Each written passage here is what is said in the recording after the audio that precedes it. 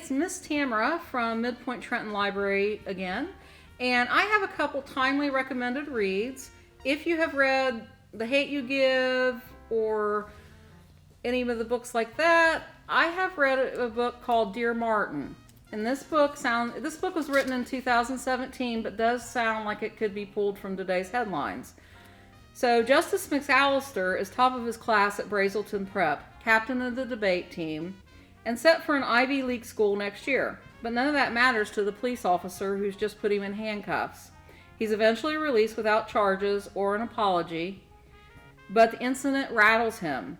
So he starts writing a series of letters to Martin Luther King Jr.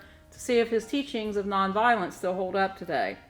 So he's left a rough neighborhood behind, but he can't escape his former peers or attitudes of his new classmates.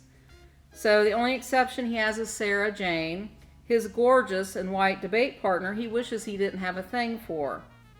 So Justice and some incidents start escalating. He goes driving with his best friend Manny.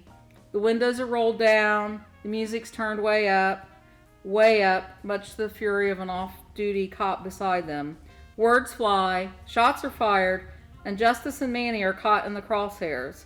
In the media fallout, it's Justice who's under attack.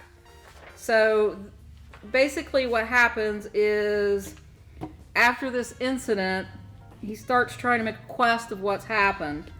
And there's a trial of a white cop who shot a black teenager in Nevada called Shamar Carson.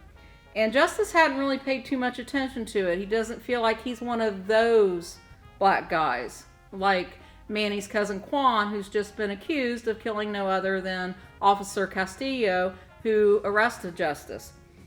So his journey to find himself is actually a journey worth taking. Will he be like Martin and go all the way of nonviolence, the way two of his father figures that he has will go, his Doc, his debate coach and favorite teacher, and Julian Rivers, who's Manny's dad? Or will circumstances and an encounter with Quan, who killed the police officer, take him down to find a father figure in Martel, who is the leader of a gang called the Black Jihad, intent on fighting violence with violence? So his journey is a riveting journey worth taking.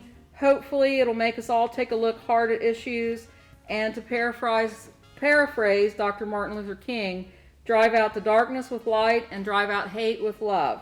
There is some language in this, including lots of racial slurs and derogatory remarks toward women. So I just want to give that content, but it's definitely worth reading and very timely. So, and then another thing that I came across when I was doing some decluttering is a series of books called March. They are graphic novels. They're biographies written by the late Congressman John Lewis, who you might have heard about in the news. And I read the first one already. The first one is very interesting because it's like you're actually there at the Civil Rights Movement. This one starts in the 1950s when Congressman Lewis was at school.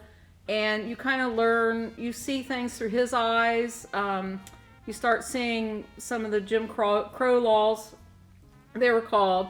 You see where he learns about Dr. Martin Luther King, and he actually meets Martin Luther King because he wants to apply to go to an all-white college. You see about Rosa Parks, and this one follows Congressman Lewis to where he's in college in Nashville, and they start the lunch counter sit-ins, because back in the 1960s, black people weren't allowed to sit at lunch counters to be served. And that seems so alien to us today, but it's a very interesting introduction. It also starts with a prologue where, if you know anything about Congressman Lewis, he had his skull fractured by police troopers in Selma, Alabama. They were doing a peaceful march across the Edmund Pettus Bridge. And also then it's kind of told through his eyes as on Inauguration Day of President Obama, John Lewis he has some people visiting from Atlanta and they want to ask him questions about his life. So it's very accessible and it's just a very good read. I'm looking forward to reading book 2 and book 3 that cover the rest of the civil rights up into church bombings, Martin Luther King's assassination.